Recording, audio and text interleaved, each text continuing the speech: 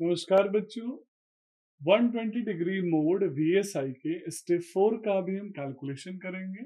इस वीडियो में हम 3 फेज इन्वर्टर का 120 डिग्री मोड में स्टेप 4 में वोल्टेज अक्रॉस इम्पीडेंस कितनी होगी वो हम कैलकुलेट करने वाले हैं। स्टेप 4 में जो एंगल का रेंज होगा वो होगा 180 से 240 डिग्री, क्योंकि 0 से 60 स्टेप 1, 60 से 120 स्टेप 2 और 120 से 180 स्टेप 3 था बच्चों। तो 60 डिग्री का स्लॉटिंग होता है।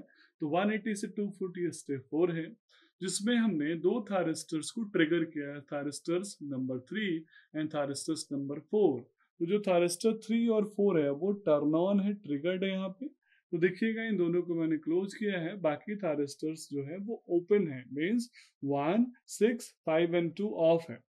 अब जो 4 क्लोज्ड है बच्चों वो हमारे ए टर्मिनल लोड के टर्मिनल से कनेक्टेड है, और इसलिए ये बॉटम लाइन है, यानी 135 अपर सेक्शन है, 462 लोअर सेक्शन है।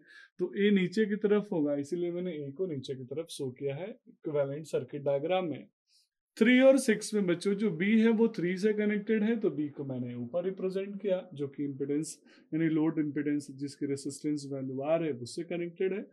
सी वाले सेक्शन में 2 और 5 दोनों के दोनों ओपन है, मीन्स वो सर्किट क्लोज नहीं हो रहा है, तो लोड में कोई करंट का कंडक्शन नहीं होगा, इसीलिए मैंने उसको यहाँ क्लोज नहीं किया है। तो आइए अब इस टोटल सप्लाई वोल्टेज Vs का कितना पोर्शन VBO को मिलेगा, कितना पोर्शन VAO को मिलेगा, वो हम कैलकुलेट करते हैं, और ताकि हम इसको वेवफॉर्म में एग्जैक्ट फिट कर सके और ड्रॉ कर सके। तो सबसे पहले जो मैं कैलकुलेशन करने जा रहा हूँ वो है VBO।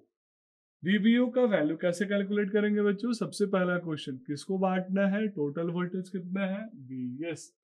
सिमिलरली किन दोनों में बांटना है बच्चों? तो दो रेसिस्टर से R एंड R, तो मैंने लिख दिया R प्लस R। अभी कैलकुलेशन है वोल्टेज अक्रॉस VO, ये किसका है? तो R का है, तो इंटू R से मैंने कर दिया मल्टीप्लाई। तो VBO का जो वैल्यू होगा that will be equal to VS into R divided by R plus R means 2R। तो यानी वैल्यू आ गई Vs बाई 2, यूनिट हो गया बच्चों वोल्ट। अब हम यहाँ पे बात करेंगे वोल्टेज अक्रॉस OA। तो वोल्टेज अक्रॉस OA कितना होगा, या तो मैं डिवीजन कर लूँ, तो आइए एक बार डिवीजन करके भी सिखा देता हूँ। Vs बाई 2 ये हो गया। फिर से वही क्वेश्चन, टोटल वोल्टेज कितना है बच्चों, Vs। किन दोनों को बांटना है, किन दोनों में बांटना है, तो R प्लस R। किसका कैलकुलेशन है AO, तो R का। इसको भी सॉल्व करेंगे सेम, तो वैल्यू आ जाएगा Vs बाई 2, यूनिट क्या हो जाएगी बच्चों, वोल्ट। तो आइए मैं यहाँ टेबुलर फॉर्म में बना लेता हूँ। V सबसे पहले मैंने कैलकुलेट किया VBO, तो VBO की वैल्यू हो गई Vs बाई 2। सिमिलरली मैंने कैलकुलेट किया VOA, इसकी वैल्यू भी हो गई Vs बाई 2, यानी VOA इसकी वैल्यू हो गई Vs बाई 2। लेकिन अगर मुझे VAO चाहिए तो मैं क्या करूंगा बच्चों, VOA में माइनस से मल्टीप्लाई करूंगा, तो इसकी वैल्यू हो जाएगी माइनस का Vs बाई 2, यूनिट हो गया वोल्ट। अब तीसरा जो एब्सेंट है दैट इज VCO, उसमें कोई करंट कंडक्शन नहीं हो रहा है लोड में, तो उसके अक्रॉस वोल्टेज कितना होगा, 0।